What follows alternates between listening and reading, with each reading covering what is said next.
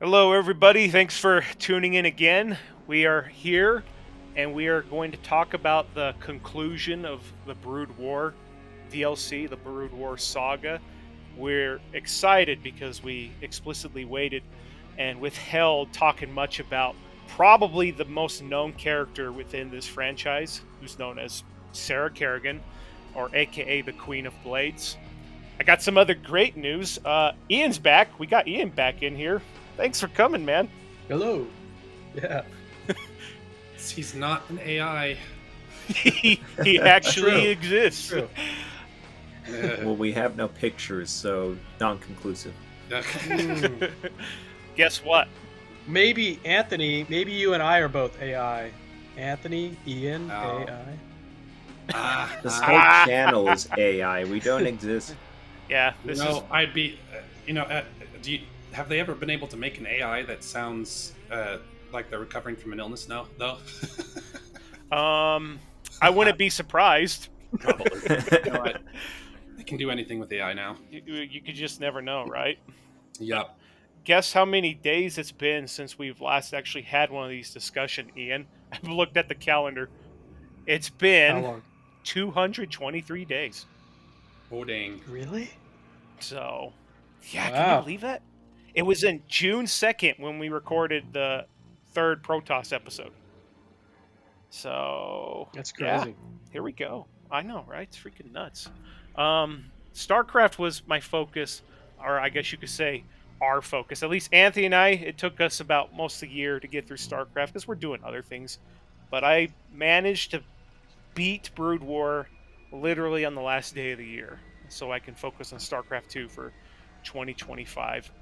And yeah, like I mentioned earlier, probably the most iconic and known character that people can think of in this franchise is Kerrigan. Kerrigan sticks out. Kerrigan's recognizable to people who haven't played StarCraft. Y'all, what's there to say? There's a lot to say. It's if I had to guess from my, going back to when I was a teenager, it was a combination of pure evil, very deadly, and sexy. That was just the building blocks of creating a character that a teenage boy can't forget. So there's my input. Yeah. Well, I don't really have anything to add there, just because I was introduced to the series 26 years late, so I missed that phase. let the rest of you speak to it.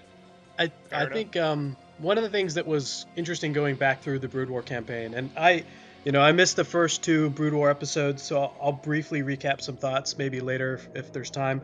But I've mentioned before in one of the first recordings that I've played the original StarCraft campaign multiple times, and StarCraft 2 multiple times, just because to me there's a lot of replay value, but one that I always seem to skip was Brood War. So going back through Brood War and seeing the character development specifically for Kerrigan, who's not a minor character, but definitely not the major character in StarCraft 1, was really interesting and fun, and I did feel like it was a lot different than I had remembered how the Protoss and Terran interact with Kerrigan, and she's manipulating people throughout the entire storyline to the end. But to that point, I also feel like as good of a job as they did in some of the character development to set up for StarCraft 2, it also throughout kind of feels a little bit forced and at times weird. The writing didn't strike to me now as an adult like as strongly as it probably did when I was younger. Yeah, if I can add to that, there was one thing that stuck out to me, especially being more as an adult. I thought the writing for Brood War was overall, there was a lot of the narrative and everything was really good, but there were just some things within the personal characters that was just a little off.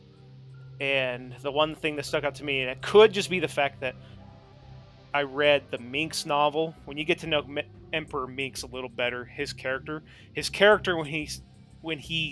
when it's revealed that she betrays Arcturus Minx, his response to her didn't feel like Minx because he's like, but you said this wasn't your main focus, and she's like, I don't care, and I'm thinking Minx is smarter than that. He would just be like, I'm such an idiot for believing you. Like that's what he would have said.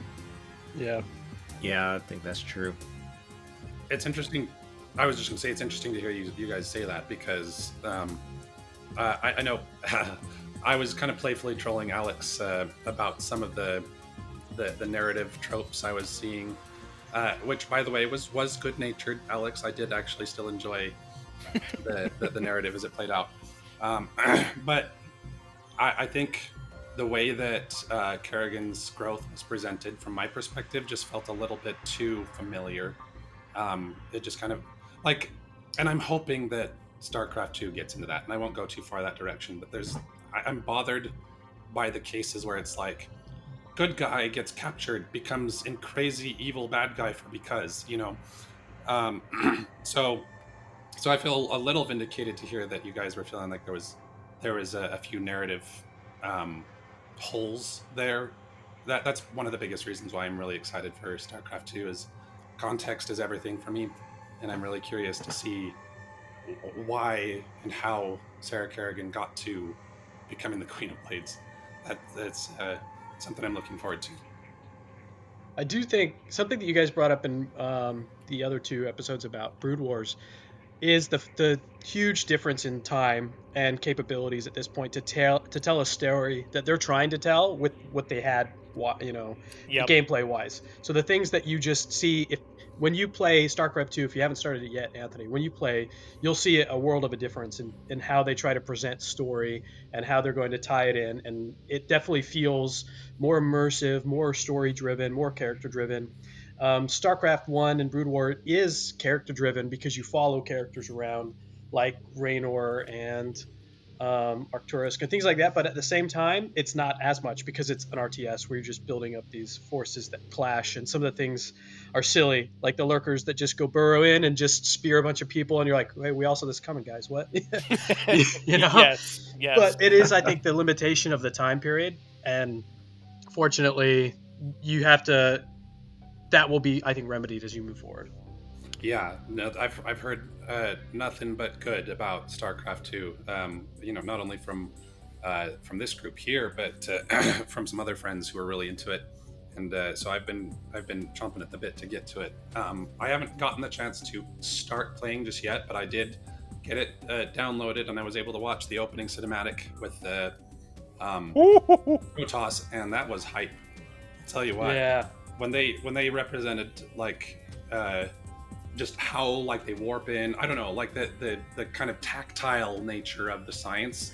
I was like, oh man, that was really cool. And you know what's really interesting about that for you is you're seeing actually the third intro cinematic, because when StarCraft 2 came out, it came out in chunks of Terran, then Zerg, then Protoss. Oh. So you've missed the Tychus Finley opening, which you'll get when you start the Terran campaign. actual Terran campaign. Yeah. And then there's a phenomenal Zerg invasion one that I think is probably my favorite, just because I'm a Zerg fanboy, but also that Protoss one really does hype you up for the entire game. It's so good. It's so good. Yeah, that protest one is just so good to see the Archon finally in a cinematic. Yeah, that was a cool moment.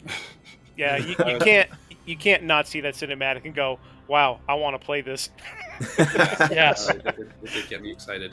So When he took out that Ultralisk. oh Yeah. man, Yeah, really, really cool stuff. I'm gonna probably just go play StarCraft 2 right after this. By the way, Right? And Nice. just fanboying over it. fanboying and all that stuff. So, but not getting too distracted. Going back to StarCraft 1, I think Ian nailed it. It was limited by the time. It was trying to make a point there. If there's anything that StarCraft 1, or let me put it this way, if there's anything that Brood War did well, it showed us that Kerrigan was an evil son of a gun, and it set her up to be a really strong and dangerous threat here on out. If there was any part in the entire StarCraft 1 arc that I think that really solidified her to get gamers and people to remember her, I would probably put it in one of her final statements is when they're in the briefing room and she just straight up says, I'm pretty much the queen bitch of the universe. I'm pretty much the queen bitch of the universe. I never forgot that when I was a kid. It's like, oh wow, that was it just stood out to me. She told them what it was, and everybody saw it. and then she proceeded to just basically kill them all. And StarCraft 2 Brood War also ends on a really grim note. Very grim. It was, I would argue, it was my Empire Strikes Back. It was my Game of Thrones.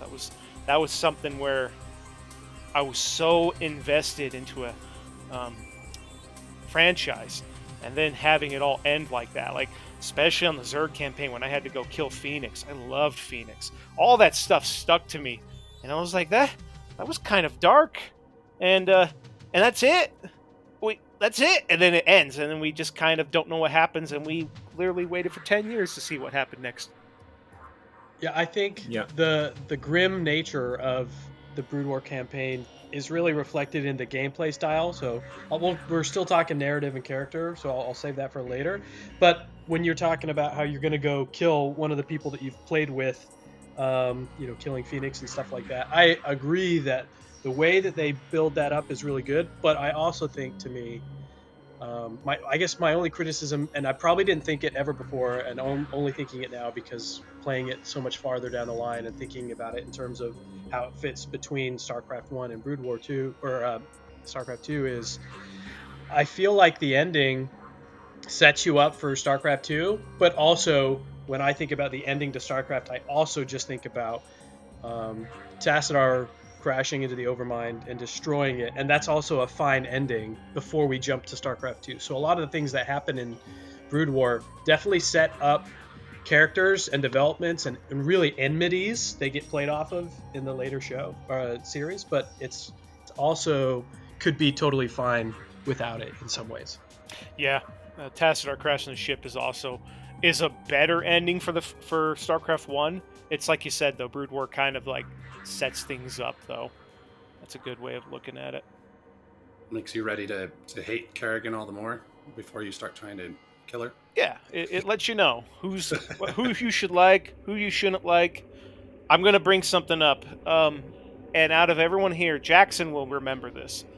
And when I make these videos, I try to pull back old references. Like we're gonna talk about the appearance of a unit, I'll show it.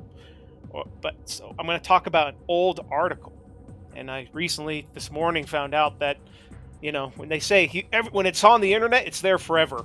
Yeah, that's a half truth. Yeah, it potentially is, but I'm amazed at how much stuff gets lost on the internet and is lost into some kind of unknown cyberspace.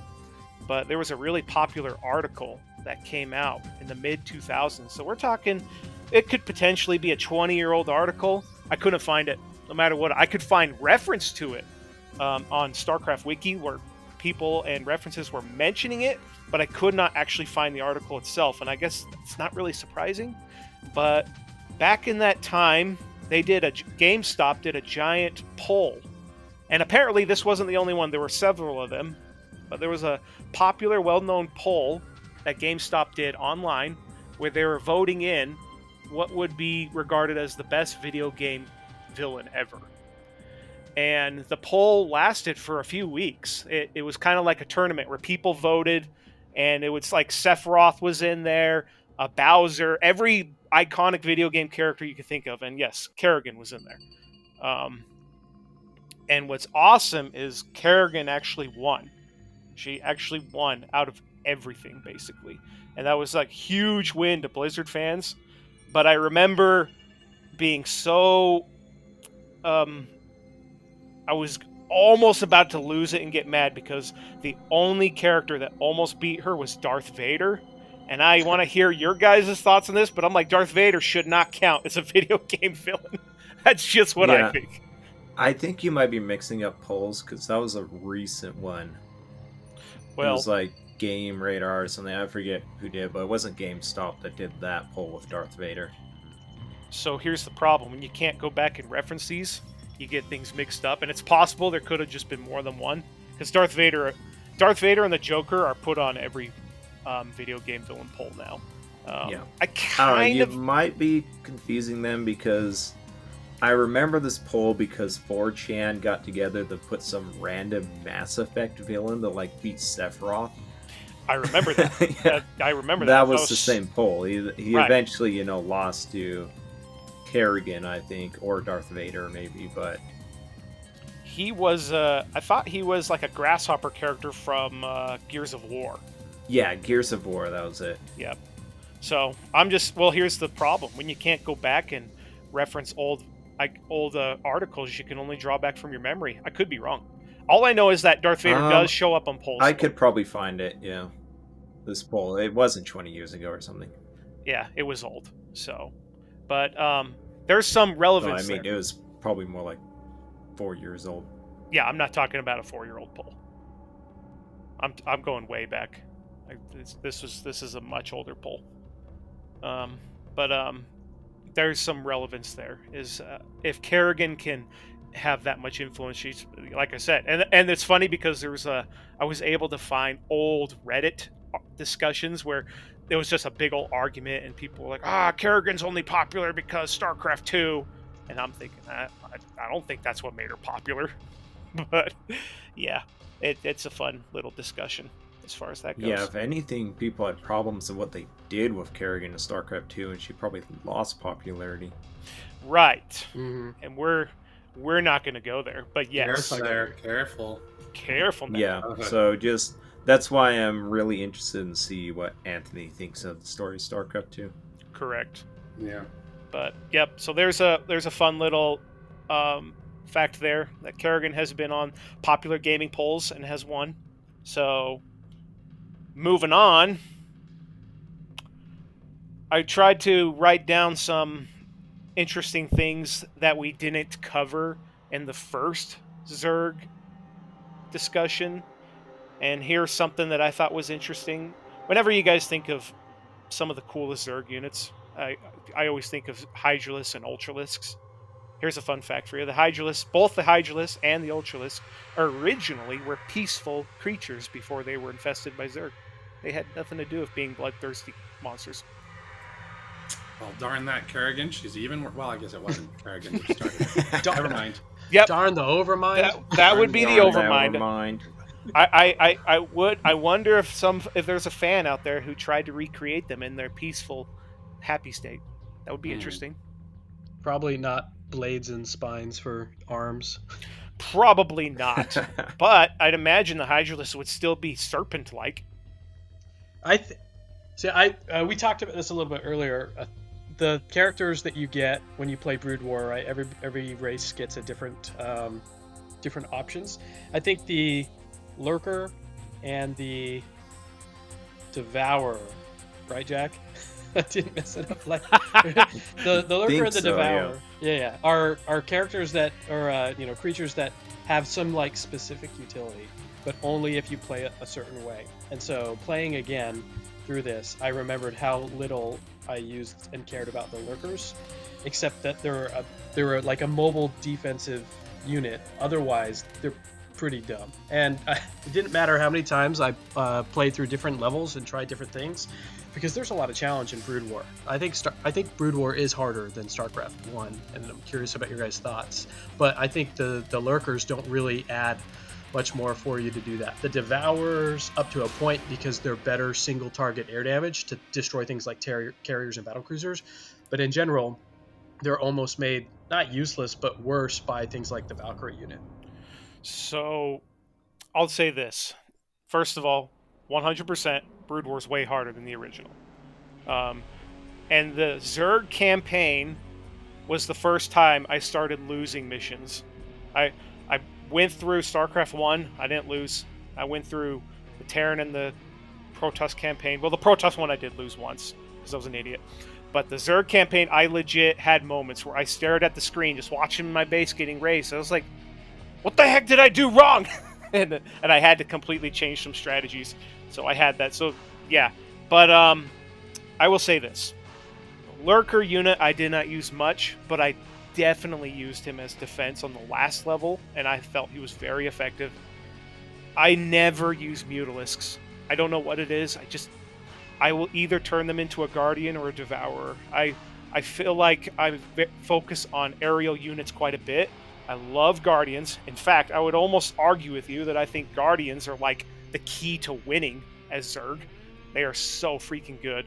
But but devours, man, I've made large groups of devours just to have an air offense, and I loved them. So I I I think devourers are one of the most used units I used in this campaign. So funny that you bring up Mutalisks because I wasn't using them either. I was mostly just using Devourers or Guardians until I had to do episode 9 to get the secret level. And I was saying, okay, I'm not going to do cheats. I'm going to figure out how to do this because the first time I did it, I had only like 30 seconds left. So I had to change up my whole strategy. And what actually happened was Mutalisks were the best way to destroy the base quickly. Really? Yeah, Yeah. yeah. I agree because uh, I agree that the Guardians are like actually one of the best I win buttons for the Zerg in so many ways. But to protect them in StarCraft 1, you needed to have them followed by like Hydras or Yep. by Mutalisks. And in StarCraft 2, you could do that with Devourers that are way more expensive than just Mutalisks. Mutalisks are also pretty expensive, which makes it kind of a tough trade. But if you get enough of them together, they are quick enough to fly around the battlefield and do a lot of that damage that Jack, I think, is talking about. And I had to do the same thing, actually, in episode 9 and in the final episode, a good, healthy mix of different air units. Yeah, I would, like you said, I would normally use a group of Hydralisks to defend my Guardians, but I did focus on using Devours in Brood War. It's funny that you bring that secret level up, and Anthony will appreciate this because I use cheats to get the secret level. I was running out of time, and I was just like, I beat the level, but I was like, I'm going to use cheats to get it, and I sat there. It's a funny story. Any StarCraft fan who's played a lot is going to remember this, but I sat there just watching Zeratol just unable to break or kill Razagast. And I was like, what is going on? Well, it turns out you got to turn your invincibility cheat off in order to have the cinematics play through, or Zeratol will sit there hitting it for eternity. and it's funny because Anthony was beating the game using cheats, and he came across that, and I don't know what would have happened because I was about to go to bed. I was going to bed, and I just decided to check my phone, and he's like, my game's glitched. Zeratol's just sitting here hitting forever. I'm like, I'm so glad you told me this because I mean, I would have eventually looked it up, or but it was funny that it was kind of the same situation.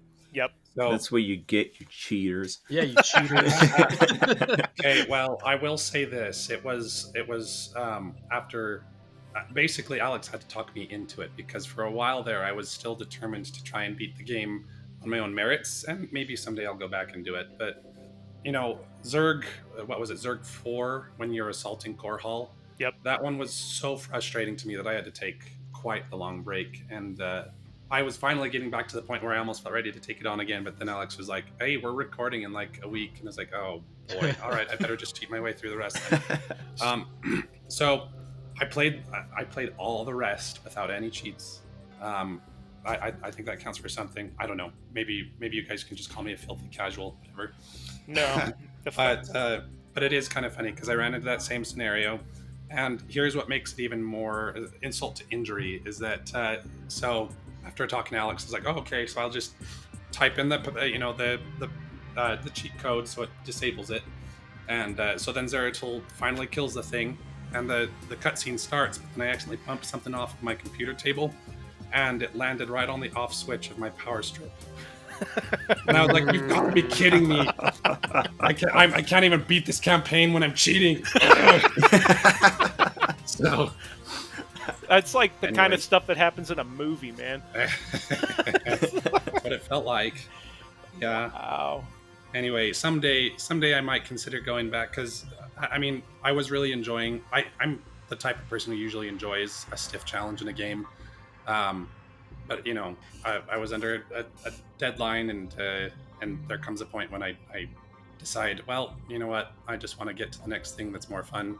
I was already starting to burn out from Brood War anyway because I was like, I just want to get to StarCraft 2. I hear it's so much better. So yeah, to add to what Anthony's saying there, just FYI, Anthony's pretty. When it comes to a lot of games, he's pretty hardcore. He's beaten a lot of games on hard mode that I wouldn't go near. But I was in the same boat as him. I had this huge burnout the second I got to that Zerg campaign, and I put it off for a while.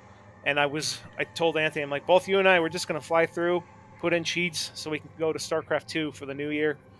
But then I was like, I had some time off and I was doing nothing. I'm like, dang it, I'll go beat it. And to my surprise, I was able to beat it. That last what was great though was when I beat the last Zerg mission, I put it back on classic graphics, so it just took me right back to 20 years ago. And I don't know about Ian and Jack. I don't know about you, but that last Zerg level, holy crap, that was just an exercise in patience. That was obnoxious. It's I beat it my first try, but it took me over 2 hours because I usually play a little defensive. I play a little safe, but the red Terrans, Minx's side, who keeps nuking you 3 times, like, and then you're every time you attack, it's like the other two would then attack your base. That was an obnoxious level. Just throwing that out. Yeah, I what I liked about this campaign and Brood War in general is it gives you multiple dilemmas that make it a lot harder. So the last few episodes or levels, like the what Jack was talking about, where you have to be quick, you have the Terran above you just causing problems, and you either have to decide to destroy them so that they stop, messing with you and your base, and to get the minerals, or you just worry about speed and crushing the Protoss, which I took out the Terran and then went to the Protoss, and that's why I think every time I was always just like a minute or two away from getting the secret level. So I'll have to go back and try it again with just ignoring them. But in the last episode too, you have the two forces that are trying to destroy, well, the two Terra bases and the Protoss. They're trying to destroy you, and you have to work and deal with that. I thought that the way the game was designed in terms of making the gameplay just much more brutal was really good and very challenging. Also did burn me out a little bit towards the end though too, because there were times when I was actually losing levels and I was like, what the heck am I doing wrong here? This is BS. Right. Yeah. Oh, since you brought that up, losing levels and BS. Did everybody do the same thing I did? Level 2. Level 2 starts where they give you 2 drones. And yes. Yep. I know Ian did. How about you, Jack? Yep. You turn both the drones into a hatchery, and then all of a sudden it's like you felt. So I dumb. don't think as a hatchery. I did a exhaust or whatever the building's called. Yeah. The best being gas building. If you have both your drones evolve into buildings at the same time, you lose a level. And it took me about 5 times to realize that's what... It took me more than once. I failed the second time, and I just sat there staring at the screen like, okay, now I'm getting pissed off because it has a long intro to get you there. And then I thought about it and was like, oh my gosh, it wants me to literally just have one of these drones sit here for like 3 minutes and do nothing. So dumb. I don't actually remember what I did there, but I could see myself making that mistake at least once, and like, oh. I'm sure you did. We all did. Yeah.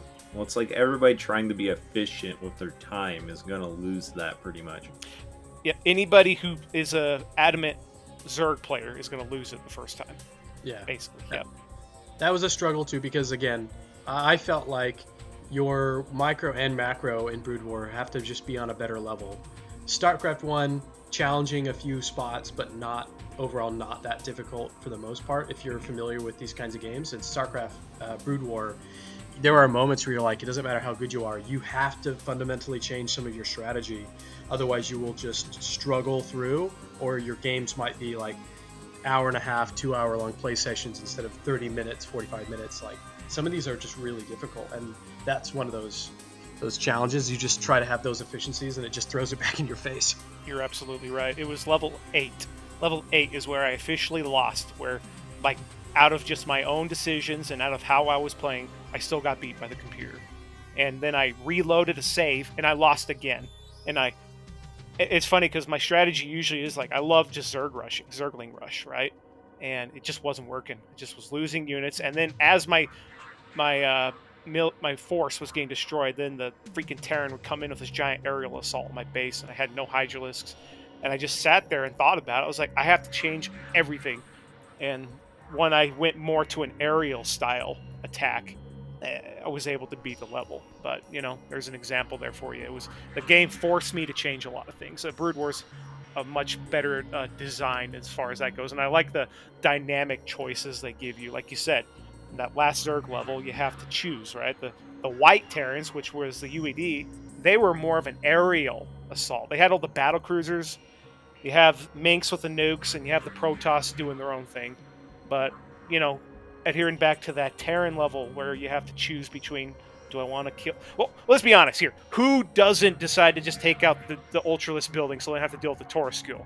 That's always the best option. So, Uh-huh. Yeah.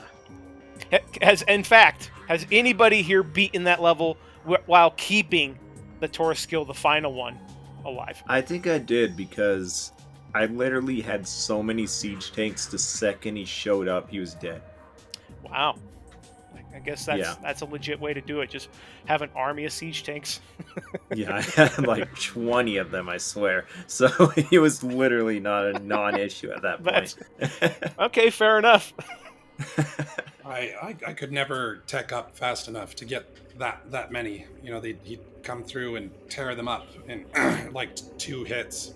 And then so the only way I could kill him was I built 3 battle cruisers super fast, and I just had them Yamato him to oblivion. Yep, I did the same thing. I was using Yamato cannons. It still took 3 Yamatos. Yeah, I mean, some sacrifices had to be made on my part, but I managed. Yeah. Well, I don't think I'm gonna try it. As soon as I took him out, I was like, save on every stupid file. Anyway, so going back to how I was talking about that article with Kerrigan being voted in as one of the known villains, I'm going to bring up another article. This one is more recent. I didn't bother looking for it. I know it exists. But it brings up an interesting topic, I think, to this discussion. And I don't want to get into politics. I don't want to use the term woke and all that. But the article went to... It was following a trend, a kind of a feminist trend. And I remember thinking to myself, oh, give me a break. I want to hear your guys' thoughts, but... the article was actually about Widowmaker from Overwatch, and it was talking about how Blizzard has an obsession in corrupting women, turning them into these evil entities. So it's happened in many Blizzard games. So we got Kerrigan, prime example. This is the big one, a woman character who is forcefully transformed into something against her will. Now we got Sylvanas in Warcraft, same thing, and then we got Widowmaker, also same thing. But I'm thinking to myself, yes, this is definitely a trope that Blizzard followed, but I don't hold it gender specific, because I can think of just as many male characters that undergone the same things. I'll give you an example: Arthas, Deathwing, the Wanderer, and Diablo 2. So there's 3 already that I was able to come back in a male form. Just throwing that out. What are you guys' thoughts on that? I think, yeah, it's just because it's a female is happening too. Obviously, people go towards it more, latch onto it. Like, oh, this is a big issue, but it's kind of like, what, the 90s? I mean, a female main character, like, that was a progressive thing, So I'm like, I'm not sure why they're so against it. I think it's just people creating content for content's sake to try and be relevant to what the talking points of today are, because I agree with Jack. Like, having a strong female character and be the one that is ultimately like just ruining and destroying everybody and controlling the universe at the end was progressive and was pretty strong, but it's by no means it's not even a pattern. You can't say those 2 or 3 events as a pattern. One, I don't consider Widowmaker to be in the same class of story arc as Sylvanas or Kerrigan by any means. Like, she's just another character and she has a angsty backstory. Cool, but she's not like the other 2. And then yes, Arthas is the main character in Warcraft 3 and in Frozen Throne who went through the same transformation arc, to say it that way. Mm-hmm. And it is almost in a lot of ways a replica of Kerrigan's storyline, but is a male character. So what does it matter? I think it's pointless. It's I would say it goes back to let's go to Chris Metzen. Chris Metzen was a very big comic book nerd, And that kind of transformation, that kind of thing that we're talking about, happened a lot in Marvel, happens a lot in the comic book world. And so really it's a reflection of the of the nerd culture. And just happening to have a woman do it alongside men, because like I said, Arthas and Deathwing are examples. We got multiple male examples in the Blizzard game. So this was definitely a very common Blizzard story style. Aiden, the Wanderer, is a really good example too. I didn't even think about that, but that's a perfect example of somebody who's has to do that kind of for their will. I mean, he makes the decision, but then is turned against his will as it goes on. Yep, Yeah. exactly. So, thought that was an interesting. Like I said, it's people brought it up, and it's been a talking point that I've seen brought up once or twice more recently, just because you know how climate is of the time. They're like, oh, well, Blizzard kind of mistreat women because start Sylvanas and Kerrigan. It's just like, come on, guys, can we like Jack said, we look and just admire the fact that that was actually kind of more of a progressive move, was to give a female character that much of the limelight here. Yeah, and I guess you could say like Arthas and stuff that they made their decision. The Wanderer made his decision. Kerrigan didn't, but this also, I like that you brought up Deathwing, because Deathwing is in the same exact situation. He had basically no choice in the matter and got corrupted, just like Kerrigan and Sylvanas did. So, yeah, it's happened to male characters in the Warcraft arc and probably Whoa. Starcraft somewhere at some point. Whoa. Arthas didn't have a choice, man. He had to purge Stratford. He needed to purge. Yeah. Okay. If we go down an Arthas rabbit hole, Ian will be talking for 2 hours. Yep. So I'll stop myself. Yep.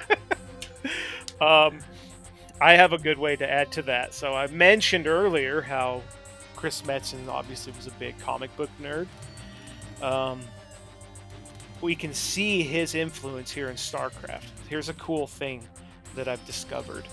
In the original StarCraft manual, when you look up the names of the Zerg broods, so this goes back to StarCraft 1, the original name of the Zerg broods, so we got Fenris, Balrog, Garm, Jormungand, and Surtur. Forgive me if I'm pronouncing these a little off. These are all referencing... Can you do it better, Ian? Sure, yeah. Later. Okay, all right, fair enough. These are all referencing Norse mythology. And we know that Metzen had a soft spot for Norse mythology because specifically Thrall from Warcraft with his hammer was a reference to Thor. So there's that. So yeah, there's a fun little fact there for you. The Zerg broods were heavily names are going back to Norse mythology.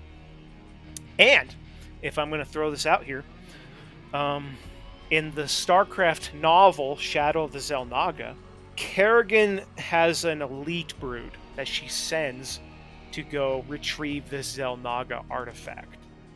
And this is an elite, very highly dangerous Zerg brood, and she gave it a special name, and they're called the Kulkin brood. Mm-hmm. And this goes back to an ancient Mayan serpent dragon thing. So the Zerg brood names I thought were all pretty cool and where they're going back to, and I think the book itself even mentions how like Kerrigan was aware of, they called it Ancient Earth, like it was a name back from Ancient Earth. So I just thought that was funny. That's actually a pretty cool Easter egg, right? Yeah, Tiamat, the ancient dragon goddess of evil, that is, I think, Zoroastrian in nature originally, and then you got some of the other ones. Those are pretty cool nods. I was looking, when you look at the name of the human mission groups too, they had some other stuff like that, but that was so long ago before we talked about it, I couldn't remember where they are. But if you look into that, they're not nearly as cool in my opinion as these, but they have some of those same things, and they actually hint towards things that happen in StarCraft 2 later on. Ooh, very cool. They're all the Valkyries, so that's one. The Valkyries. Well, I think I could be misremembering this because I don't have my notes now in front of me, but I do think the UED sector that you fight in one of the StarCraft 1 campaigns, and they are like ghost heavy or ghost specific, have they're like the Nova Corps or something like that. So I wonder if that's where the Nova character name kind of comes from. Oh, interesting. If I'm not... Yeah, Nova Squadron is the Black Ops faction in the Terran Lore. Oh, and so you're wondering if that's where And the that's Nova before name... Nova. That's before Nova ever existed as a character. Oh. You know, I don't have my notes on me, but I read the Book of Nova. Wow, I don't even think Nova's her real name. Isn't that like a nickname?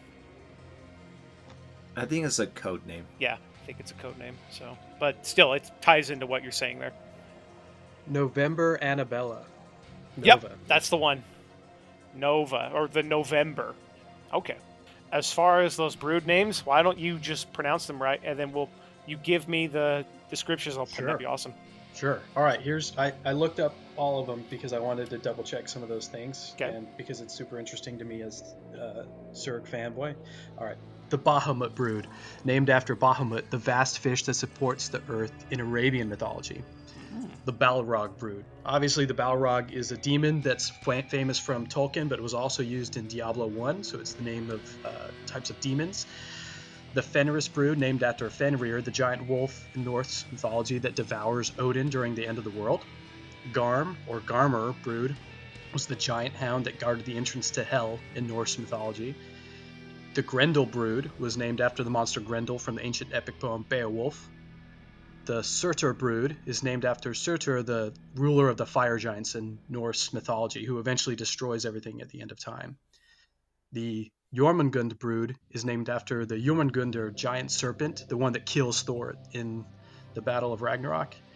And then you mentioned the Kukulkan was the feathered serpent god in Mayan mythology.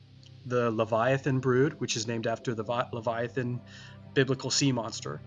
And then the last one that I found that had any like actual connection to it was the Torosk. Actually, I think is kind of an Easter egg gem because I don't think the Torosk itself is from ancient mythology, but it is a reference that's been popular in Dungeons and Dragons since I think version 1 or version 1.5. It was this crazy indestructible monster that could come out of nowhere, and it was one of those high level tier encounters that would usually wipe entire teams. It just has in the D&D community a air to it in that regard, and there are certain fun events where you can accidentally summon a Torosk into your like city that you're at, and you just watch devastation happen. It's essentially like a god killer, and I think that's why they built the Torosk the way they did in the game. I love that little note there.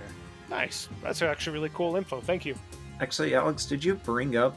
I thought you said the Torosk was from some myth or something. Because I brought that up also. That's what I thought. I thought the name originally goes back to like ancient myth somewhere, but I'm not going to bother checking right now.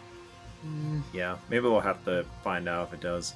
Because I know Alex did bring up something, but I can't remember what it was. I think it's from a dragon. It's from French mythology. According to Golden Legend, it had a beast, a lion head, and it was like a turtle carapace body with 6 bear-like claws and a serpent tail. It's basically a... It sounds like an apocalyptic monster, like in Daniel. It's a chimeric monster. It's not the chimera as we normally think of, but it's a chimeric monster. Okay. Which makes it seem very similar to like ancient European mythology. Oh. That's awesome. Now, am I the only person who, listening to that whole list of different characteristics, immediately thought of the Strong Bad email about being an animal? Yes, you are. Probably. Okay, well, now you're going to have to go link that and also watch it because it is fun. Nice. Anyway. Well, that... Just the peanut gallery here. Carry on. Nope, I appreciate the input. Okay, I'll bring this up here. So I had a moment in that Zerg campaign that legitimately... StarCraft is a pretty simple game. It's a good game, but it's pretty simple. I don't remember actually laughing out loud from just something so absurd that can happen in StarCraft, but I had that happen in the Zerg campaign. I saw something that was so absurd that I just laughed out loud. And the best part is I have it recorded so I can show it here. But there was a moment where I don't know how the NPC works when he's carrying units, like to your guys' knowledge, if an NPC, and when I say carrying, let's say an overlord that's carrying 4 hydralisks, if you kill the overlord, does the NPC automatically unload one of them? I think they try to do that. It's like they know they're gonna die, and so they'll unload something the last millisecond before they die. It's weird. You mean like if the computer is doing it? Yes. Yeah. Yeah. I do think they try. Yeah. Yeah. I've noticed that there was a pattern where if I like kill an overlord and he's carrying something, you'll hear the right when they die, as if they just drop like, oh, send the last guy out before you lose all of them, because it's efficient, right? You can try to keep some of those guys within it. But it's not like they start panicking and unloading them as they're dying. They'll just send one unit out right before they die, just to kind of give you a last like, ha, I can still fight you. But I had a instance in it was the 6th level where you're Zerg and you're fighting a lot of Zerg controlled by the UED, and had a big old army of Devourers, and you know how the enemy Zerg NPC is sometimes really stupid, how they'll just send overlords at you for some reason just to die. And there was an overlord that was just in the path of my giant army of Devourers, and so I just tell them all to kill him, and this overlord he drops a Zergling, so he manages to save one Zergling he's carrying. And then I gotta watch, and I can't kill the Zergling because they're all Devourers. They only attack air. And I literally watch this circus show as this Zergling then runs to the next Overlord, and he goes right up inside it. And so my Devourers kill that Overlord, and then he drops him off again. And so now the Zergling runs to a third Overlord, and then the Devourers kill him, and he drops him off again. And then he runs to a 4th one. And I started laughing so hard because of like, when is this Zergling gonna die? Because he kept running into each Overlord that kept getting blown up. It was like a freaking cartoon where like the guys keep running in a house and it's blowing up like Bugs Bunny crap. It was really. I hope if you put this in the recording, you just have a pause moment and you show us that and put some Monty Hall music or something. Yeah, put some Benny Hill's music. Yeah, Benny Hill. Yeah, that's it. Yeah. I just might have to do that now under your request.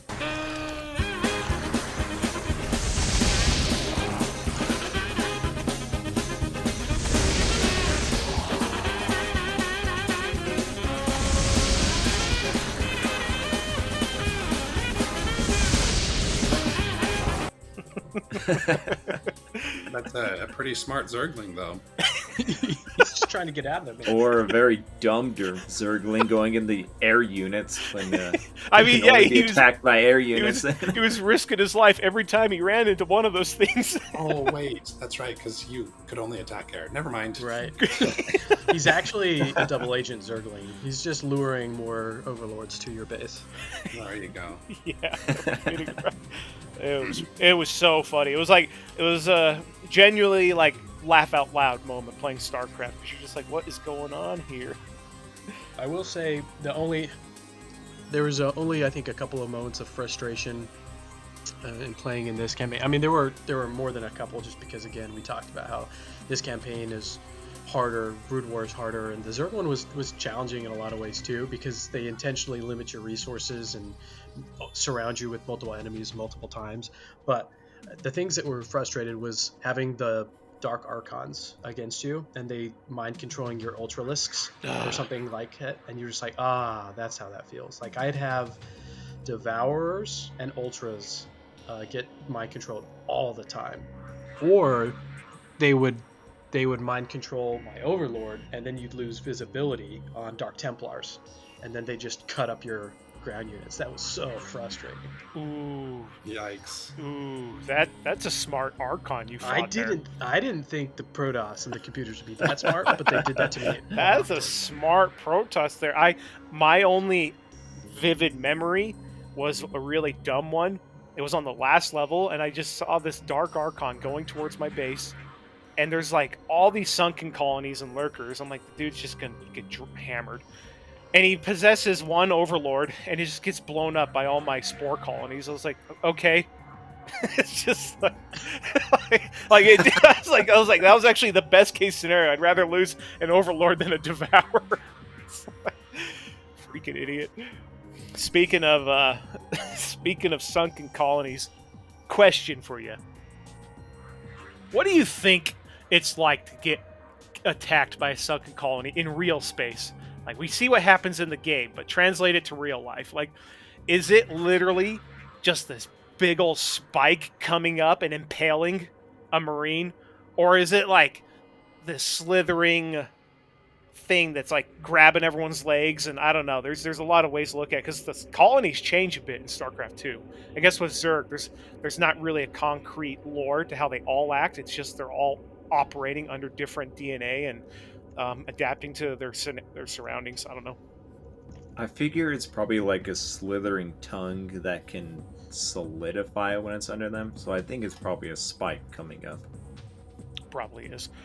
I kind of figure it could be both, because if they're able to make such efficient use of the ground, and they could probably not only make spikes, but also like open up pits, then they can swallow a bunch of units. I don't know.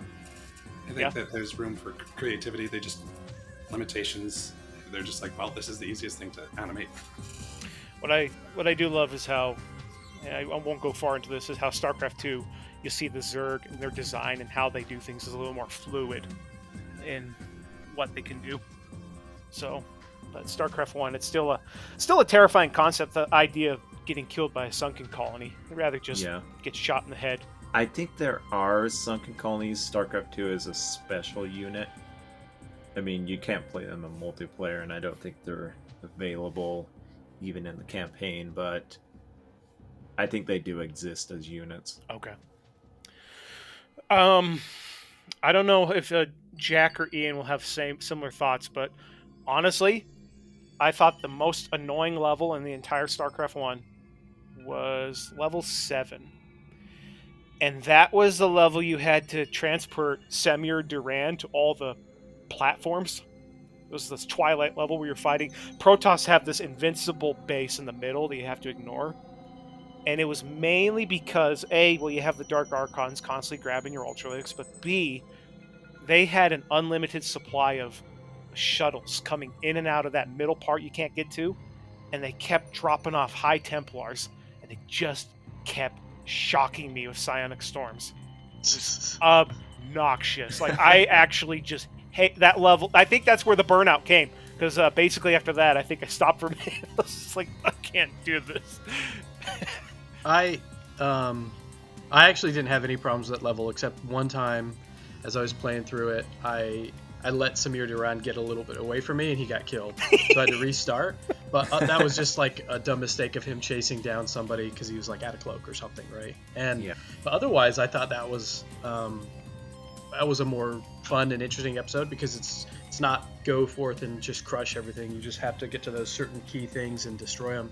So the tactics to get your guys around us of those places was fun.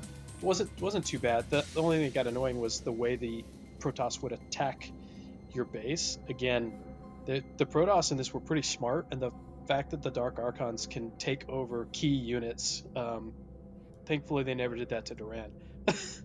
was pretty frustrating at times, but not too bad. I mean, not getting into spoilers, but lore-wise, can they even do that to Duran? Because this is the campaign. No, but can they do it in the campaign? Yes. Right. This is the campaign where we discover that Duran is more than a Zerg. Gives his little farewell speech, and Zeratul gets to go live off in his emo life, and there you go. Becomes this crazy prophet dude.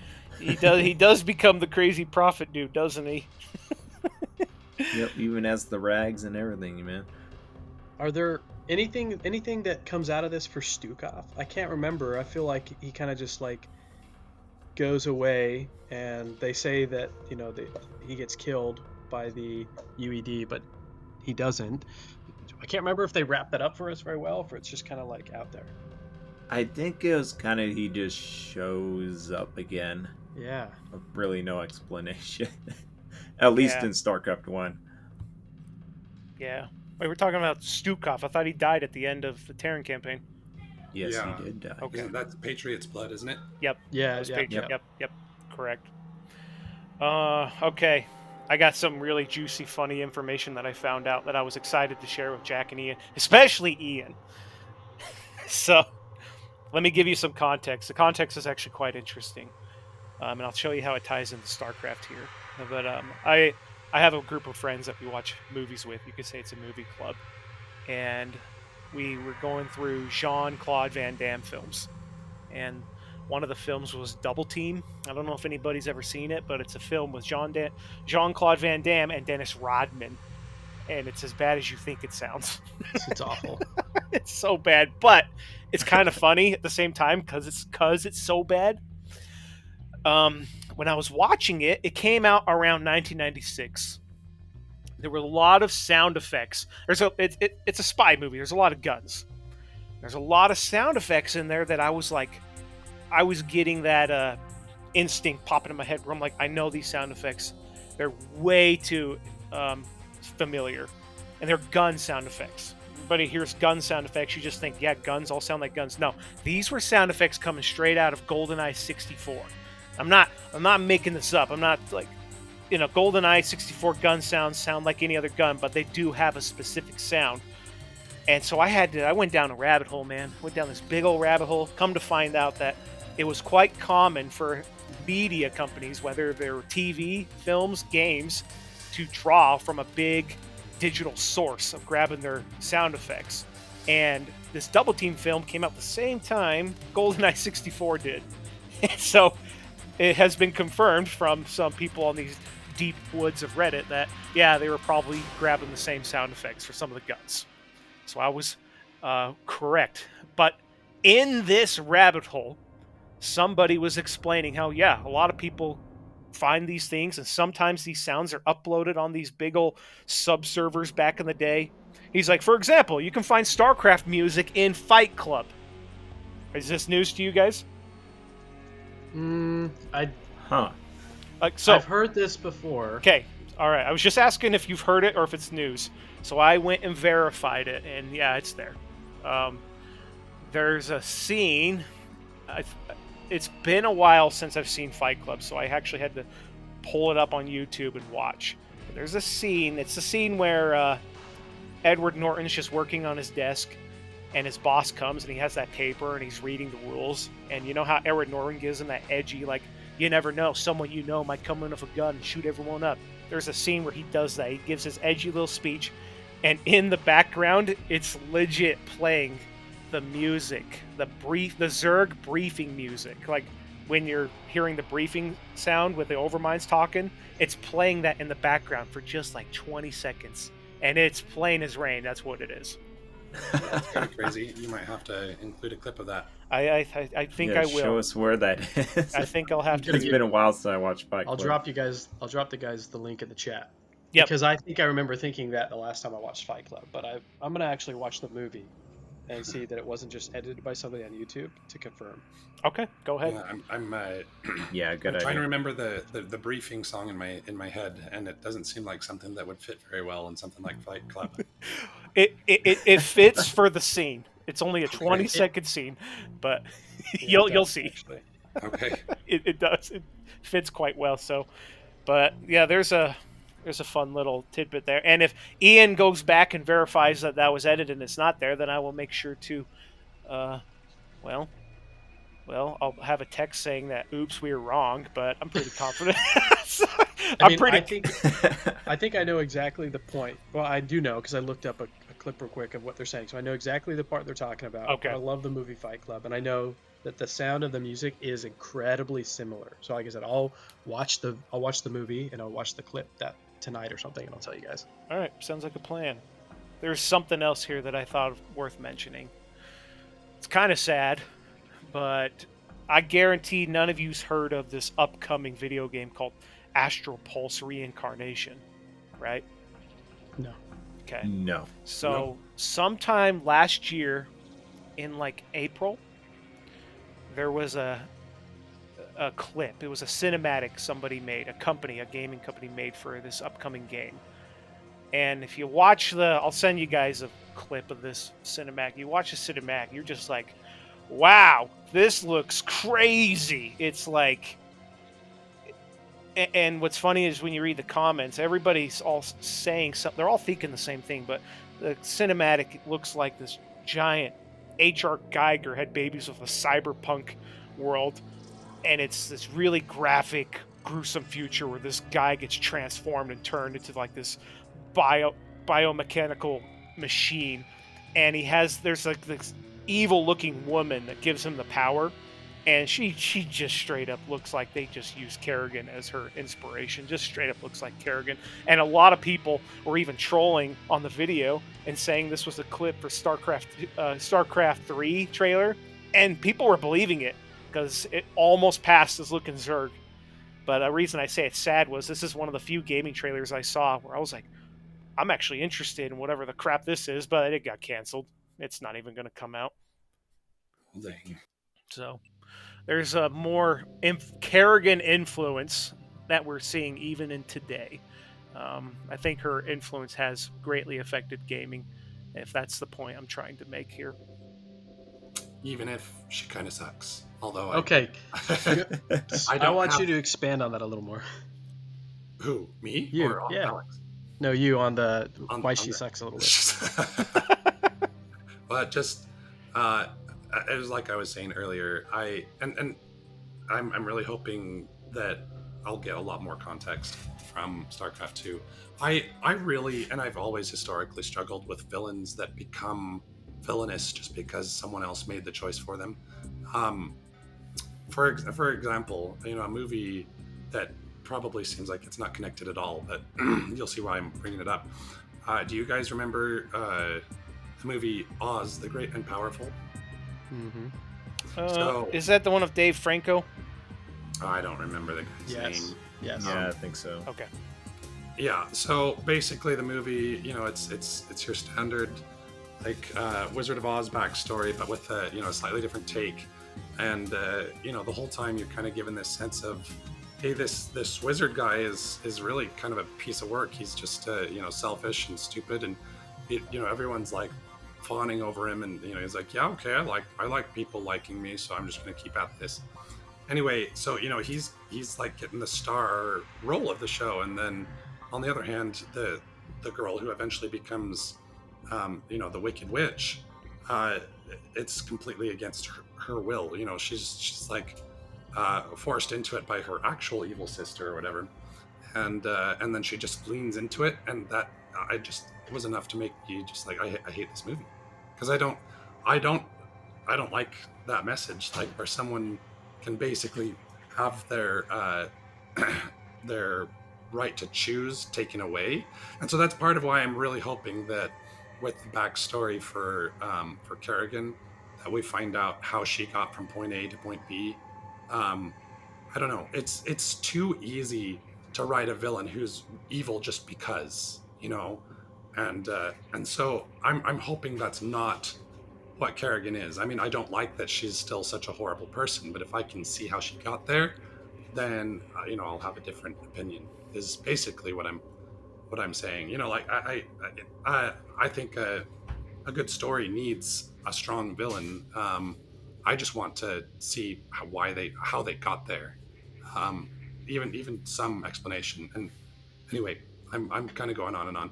I when I say she sucks, I just mean I need more context. I want to see why she went crazy, instead of just being like, wow, so this happened. What do I do with that? I don't know. Anyway, now that I've started a flame war, you guys can light me up. Got anything to say, Ian? Remember, no spoilers, though.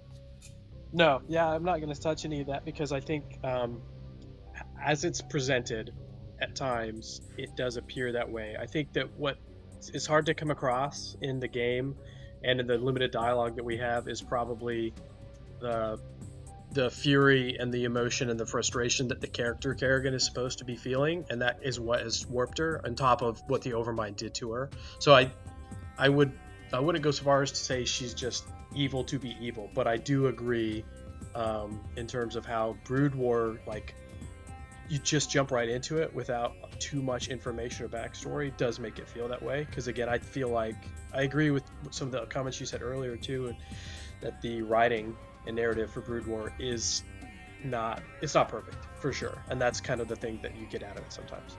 Yeah, and honestly, like I can definitely acknowledge what you're saying. Like, there's a lot of subtext you can read into, and sure, that's probably, at least to some degree, a sufficient explanation. But I'm the type of person where I want that to get the screen time that makes me feel like I'm not just having to reach for a conclusion. You know, I like, most of the time when I have a story that I'm invested in, I want to be able to know that a certain conclusion is correct, instead of being like, well, it's up to you, and I'm like, okay, well, then I'm dissatisfied, um and maybe that just means I don't have a very good imagination, according to some. But for me, I I can appreciate that someone would be so frustrated that they would just, start going crazy. But, she went kind of a lot further than just, man, I'm going to kill the guy who did this to me. Um, I don't know.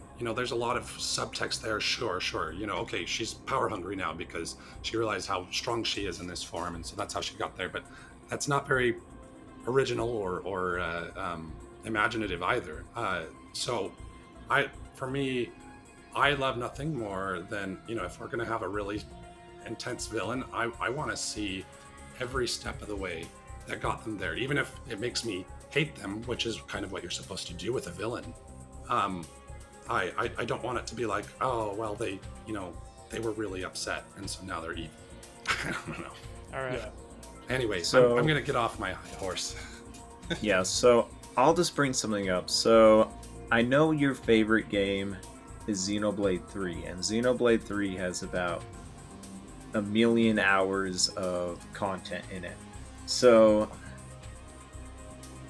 I bring that up because in the 90s, that was a lot less content we had in most video games. So me, Alex, and Ian were at the time where Starcraft was a lot of story. Do you think that kind of, if you saw this in the 90s, well, I guess in the time period, Anthony, would you have a different opinion on this because there was a lot less games that were having all this content inside of them, where Starcraft is kind of the game with the most content story in it? Would that kind of affect your opinion a little bit? That's a good question. I certainly am kind of approaching this with a modern bias. I suppose I could say that, for a game from the 90s, it probably had more narrative than the average game. So it's a fair call out. Yeah, I don't know. I'm 26 years too late to that party to know for sure. But I'm also really hopeful, like I said, and I've probably said this too many times by now, but I'm expecting that the improvements in storytelling in StarCraft 2 are going to kind of fill in these answers that I'm looking for.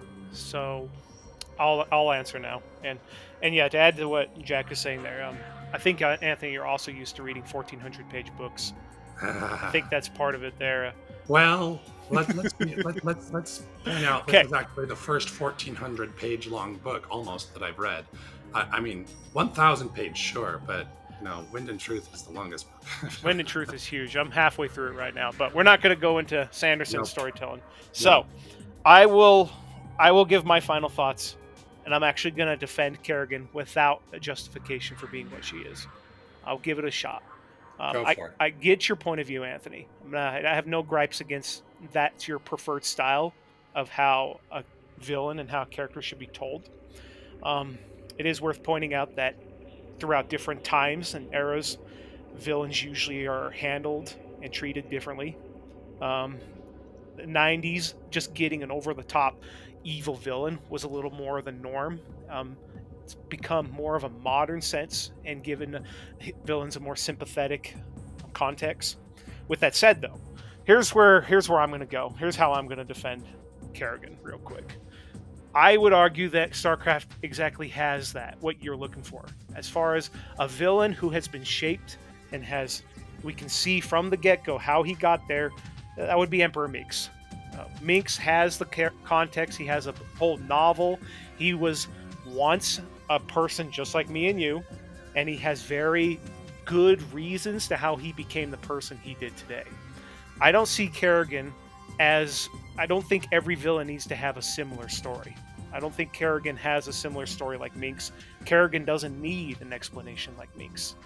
Um, you mentioned the fact that you don't like how, this concept, this idea of becoming a villain and having your will stripped away. And I think everybody in this room can agree with you that that goes back to how we've been raised. That goes back to how society thinks things. It even goes into religious purposes. The thought of losing your will is kind of disturbing and it's bothersome. And as a big horror fan, coming from like the stuff that I watch, this is exactly what I think holds to making it good, terrifying writing. Not so much that it's good writing, but it's disturbing. It's scary.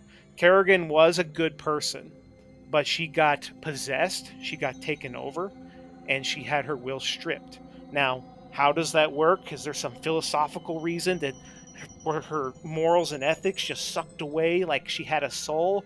Or is there more of a scientific explanation to this? Was the overmind so particularly explicit in taking away certain aspects of humanity to where he stripped her morality, he stripped her morals, took all of that out because, on an evolutionary standpoint, you can argue that those are a hamper. And so to Kerrigan, she has literally been stripped into a new creature. It's not about her will, it's not about morals, it's not about good and wrong. It's simply about control and taking control of the universe, which most biological creatures in some essence have. An ant or a spider doesn't have the care for what they're killing or what they're going to war with. I would argue that Kerrigan has taken within her the aspects of a human that are good, that allow her to think and to investigate, but the Overmind took out stuff that he thought was unnecessary. And so it perfectly explains how he got this twisted, evil, vile character.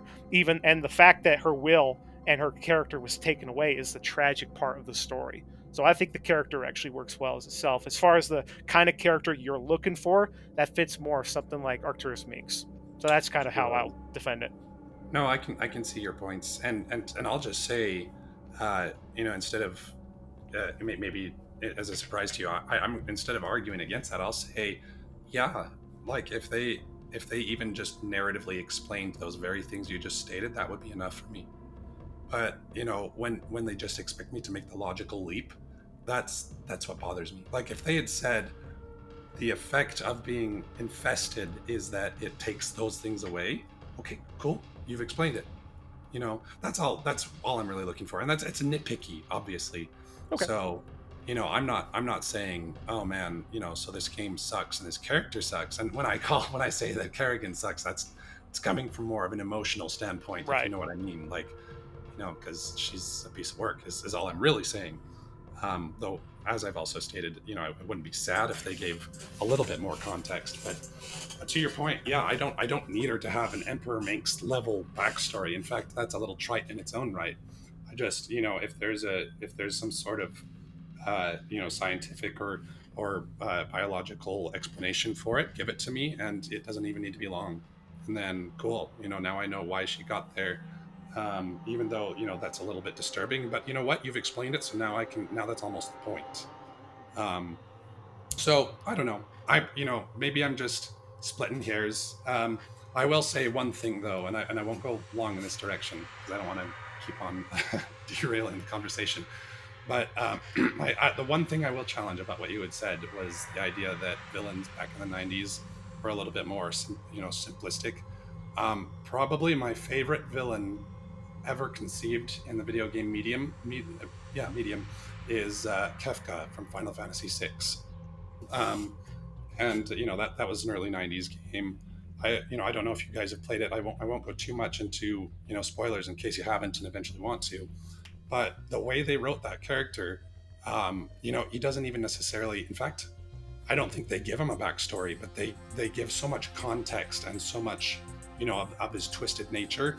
And then, like at one point in the game, there's a huge turning point where, some shocking revelations come through and it just sells him like crazy. I don't know, maybe maybe I need to, see Kerrigan the same way. But for me, like, I don't need a backstory.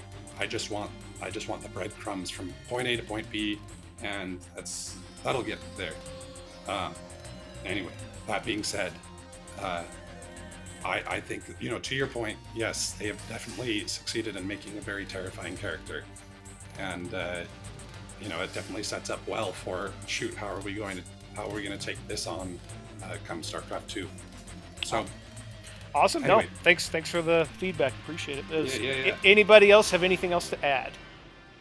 I'll just add to it. I think that both your points, because I agree with. I think Alex's assessment is in there, and it's in other context and information sources out there that you don't get from StarCraft 1. And I'll just leave it at that, because we keep saying we're gonna, let StarCraft 2 happen and everything, and we'll stop bringing up all the potential spoilers and everything else that could be there. But there's a lot of other information out there.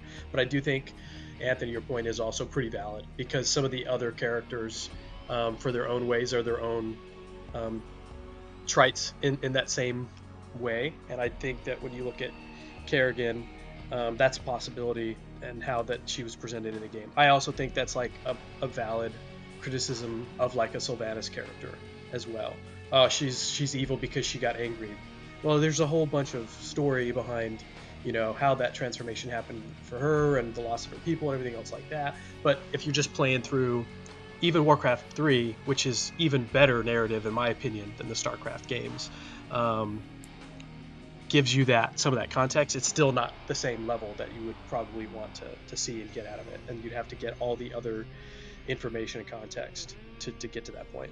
Yeah, that's fair. I mean, it's very possible that, I mean, a lot of times when people make a new lore, they don't realize, when they first start, how big it'll get, and so then they realize later on, oh, I guess we need to write a novel for that. So yes, I will definitely acknowledge that there's very much possibility for the context I want in another form, and again, at the end of the day, like, I'm not one of those people where it's like the storytelling didn't check my box, so the whole game sucks. Like, that's not how I see it at all.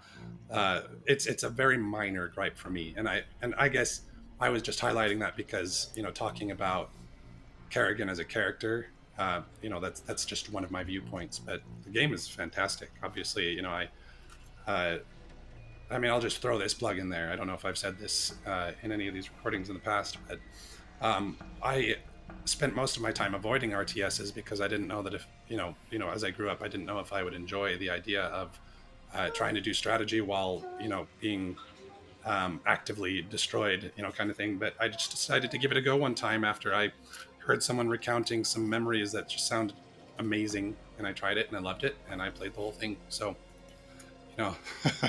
so I'm excited to hear your thoughts on StarCraft 2. Yeah, I suspect it's going to be even on a gameplay level, night and day. Holy cow! Yeah, for sure. Holy cow! Yeah, it'll be 10 years worth of quality stuff that's happening in RTSs in the meantime. Yeah, I'm really looking forward to it. Anyway, I'm also just going to point out, I don't know why I have the propensity to kind of, it seems like it's a pattern for me where I throw out the controversial viewpoint and then basically invite everyone to flame war me. Maybe I secretly like it. I'm not trying to actually be, I think it's set up for a good conversation. It's good to hear a modern person's take who hasn't played StarCraft, because again, let's be clear. Kerrigan's a beloved character, but she's a complex character, and not everybody liked her back then. A lot of people did, and as we will continue with StarCraft 2, not everybody liked what happened within StarCraft 2.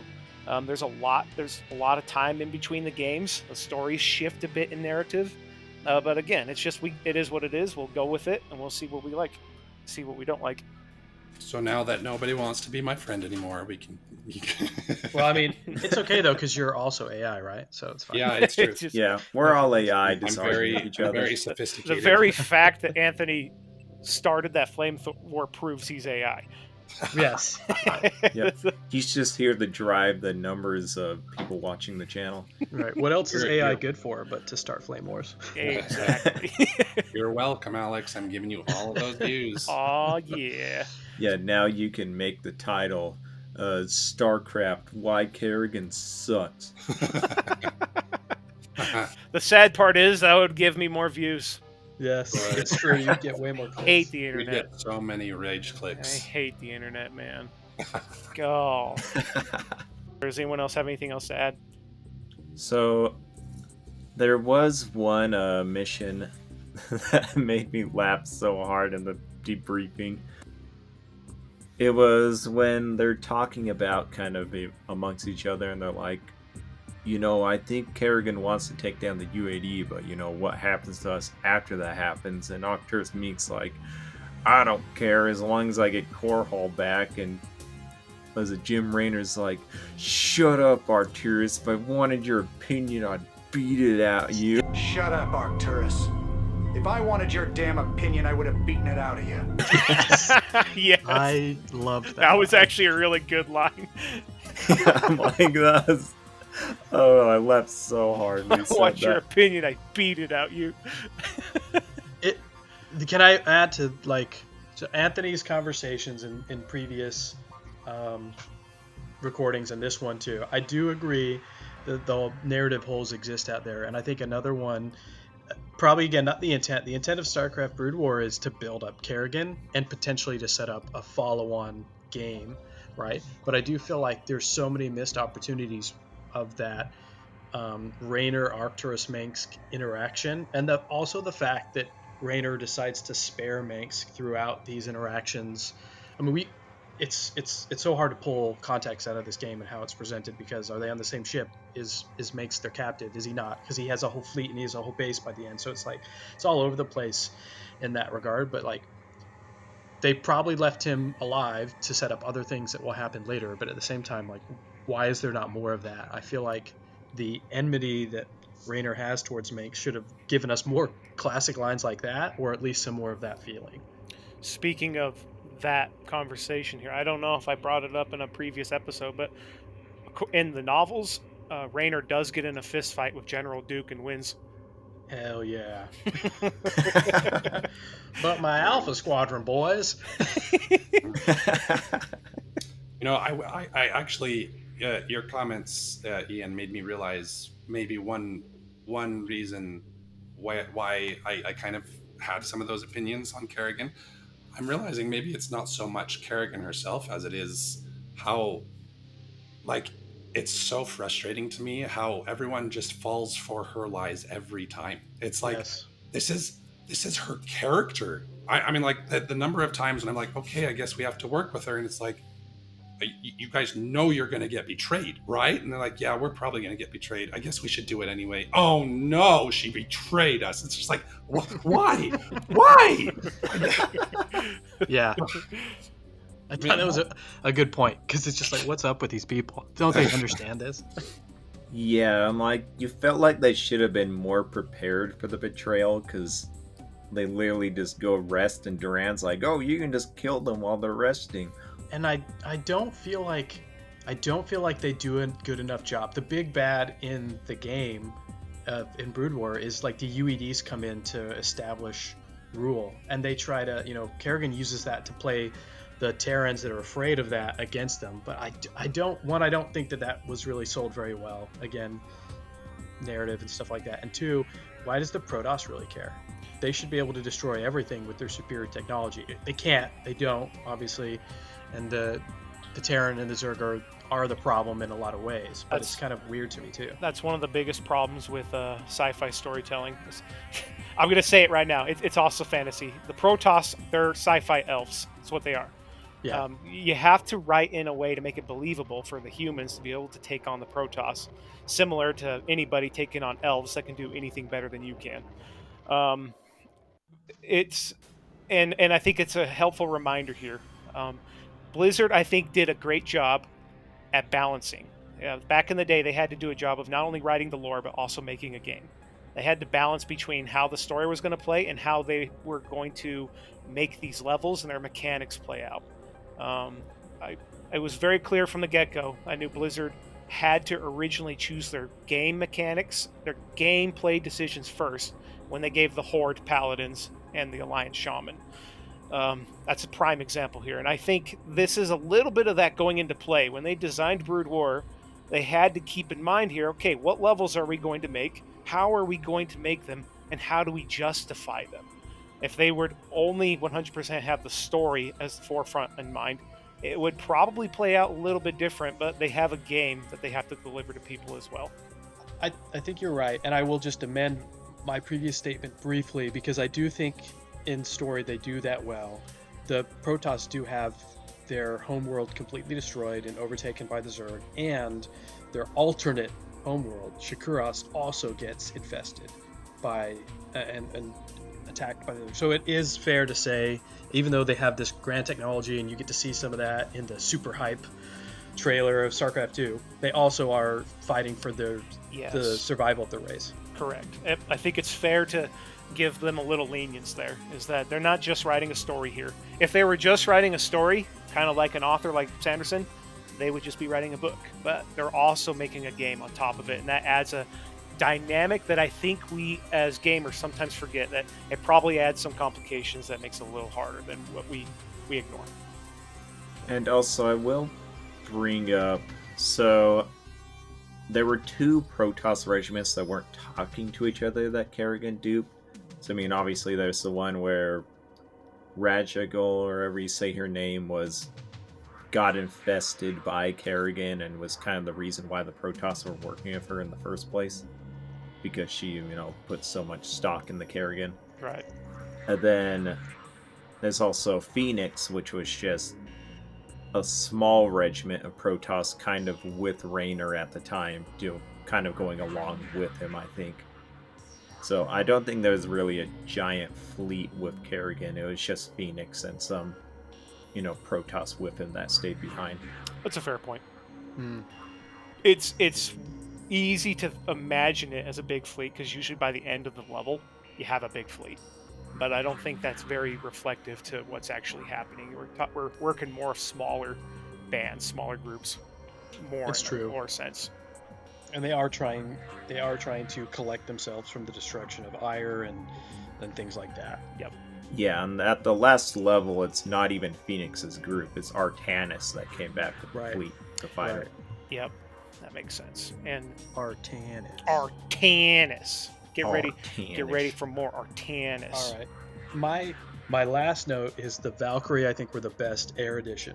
The Corsair have the best ability, with the ability to just shut down defenses. So tactically or strategically very useful. But the Valkyrie tactically are the best in the fact that they can destroy groups of air units so easily. And they frustrated me playing my weaker, lower HP Zerg units. The Devourer's kind of tanky, but the Valkyrie can chase down and wreck your Guardians. And if you have 12 Guardians, you're like a Class A, Class S killing team in StarCraft 1.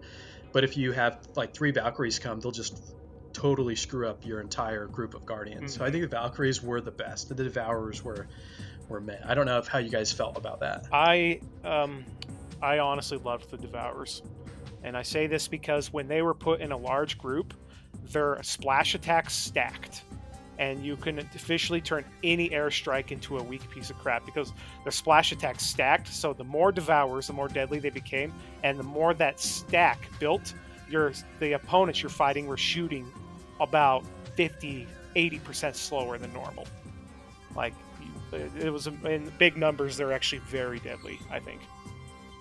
You gotta see what the pro players actually do if they ever use them. I have no idea if the pro players use them though.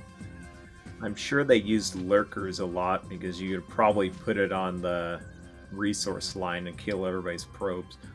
So in StarCraft 2, now that lurkers are have been back in, I do see them use them a lot. But they had to tweak it to be meta competitive because of how expensive they were, I think, in Brood Wars. They're still expensive in StarCraft 2. But there are whole play styles to go towards the lurkers for sure. I just don't know if they were that effective in Brood War for things like that.